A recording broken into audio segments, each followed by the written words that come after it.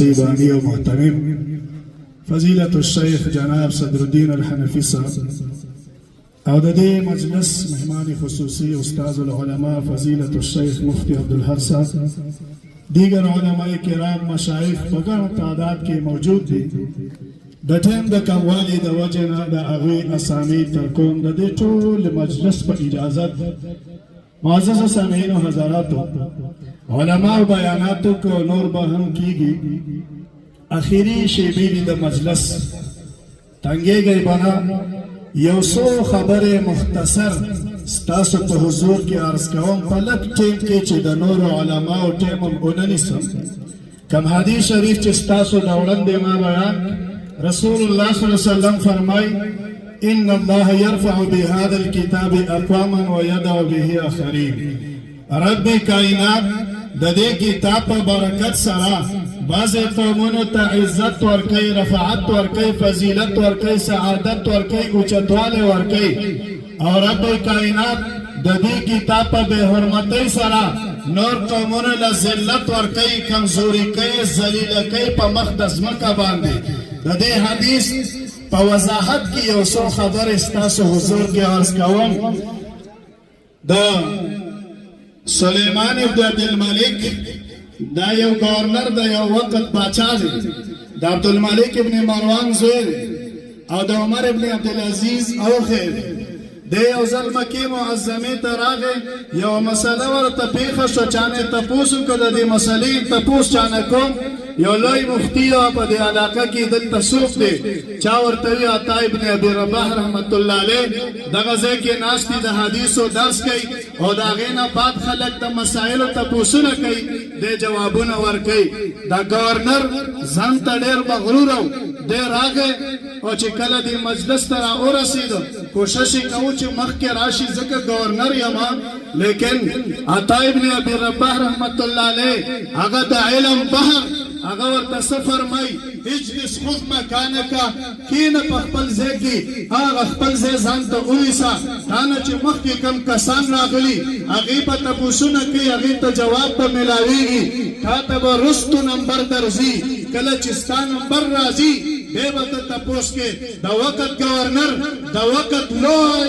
حاکم دی هغه په خپل ځای کې کښېني کله چې نمبر راځي عطا ابن ابي رباح نه تپوس کوي جواب میلاویږي واپس چې ځي یو دوه زامن ورسره دي هغې دې تپوس کوي بابا دې عالم زموږ ډېره بېعزتي ونه کړه هغې ورته څه وایي بابا ورته وایي خپل پلار ورته وایي بچو علم زده کړئ پوهه په علم کې وکئ دغه شخص چې تاسو ولیده چې دی په خپه باندې ګوډ دی دی چې کوم دی رنګ تور دی دی اصل نمحور نه دی بلکې دی آزاد شوی غلام دی والله ما ذللت فی حیاتي الا بهذا العبد ای وایي زما د رب په ذات قسم وي چې زه په ټول عمر کې دومره نه یم ذلیله شوی لکه نن چې دی غلام ته او دی عالم ته زه ذلیله شوی عرض مې دا کورونو دا ولې ګورنر د وخت براتلو په خپل ټیم کې دا د علم برکت و نن که موږ ته علماو ته نه راځي دا زموږ کمزوري ده دا موږ کې د استغنا کمی دی دارنګې هارون الرشید باچا څومره لوی حکومت یې لاره یو ورځ امام مالک صاحب ته ویل وایي ما ته د حدیثو درس دپاره کور ته راځه امام مالک سے ورته داسې نشي کېدی علم زده کې دلته به راځې امام مالک صاحب مسجد نبوي کې به د حدیثو درس کو مازدیګر نه بعد هارون الرشید باچا ورته سید اعظم به بیا ورته څه وایي وایي ګوره یو خبره یاد ساته وختي راځه په خپل ځای کې به دلته ځان سره نږدې کېنو ځکه حاکم وخت امیر دی وخت کې لوی حکومت دی ستا او که په لیټ ته لیټ رالی خپل وخت نه رستو رالی بیا یاد ساته چې شاته به کېنې مغه شات چې کله دی درس د حدیثو ته راځي نو هلته شاته کېناستېده او کاغه نوکرانو ورله هغه چې کوم غلامان نوکران ورسره وو هغې ورله چوکۍ کېښوده یودم امام مالک د حدیثو موضوع بدله کړه او دا حدیث یې وفرمایل من تواضع لله رفعه الله څوک چې عاجزي د الله دپاره وکړي هغه رب کائنات به هغه له رفعت وکړي د هغه شان به اوچت کړي هلته هارون الرشید باچا پوه شو چې د حدیثو موضوع خو بدله شوه نو دا زما دپاره اشاره وکړه نوکرانو ته یې ویل چې دا چوکۍ لرې کړئ په ځمکه کښېنم او شاګردانو په اخره کې په ځمکه باندې کښېناستل معزز عرض مې دا کو چې علم لویه سرمایه ده رسول الله صلی الله علیه وسلم چې فرمای ان الله يرفع بهذا الكتاب اقواما ويضع به اخرين همدارنګه عزت ولا ورکړي که غلام به خو چې علم به ورسره داغه به لویه چرچا لوی عزت به ورله په خپل وخت کې میلاوېده ابن شهاب زهري رحمت الله علیه دا یو لوی عالم تیر شوی هغه وایي زه شام ته لاړم او د عبدالملک ابن مروان سره مې ملاقات وشو عبدالملک ابن مروان رانه تپوس چې دې وخت کې په مکه معظمه کې د خلکو پیشوا مقتدا څوک دی وایي ما ورته ویل عطا ابن ابي رباح رحمت الله علیه وایي چې دا څوک دی ما ورته ویل چې دا آزاد شوی غلام وایي بیا راته ویل چې په بصره کې د خلکو مقتدا امام څوک دی وایي ما ورته حسن بصري رحمت الله علیه وایي چې دا څوک دی ما ورته ویل چې دا آزاد شوی غلام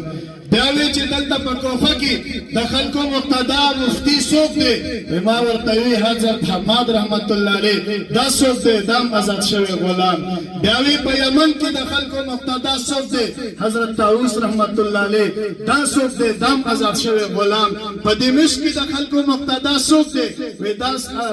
حضرت مکحول رحمت الله علیه دا څوک دی دا آزاد شوی غلام دی اخره کې دې تپوس کوي مدینه منوره کې د خلکو مقتدا دا څوک دی حضرت سعید بن مسیب رحمت الله علیه وی دا څوک دی وی دا آزاد شوی غلام نه دی د اصل نه هرو عرض مې دا دی چې دا دومره عزت دغې خلکو ته میلاو شوی دا د علم برکتو ځکه رسول الله فرمای ان الله يرفع بهذا الكتاب اقواما ويضع به آخرين خو چې د چا په یقین او چا کې استغنا موجوده وي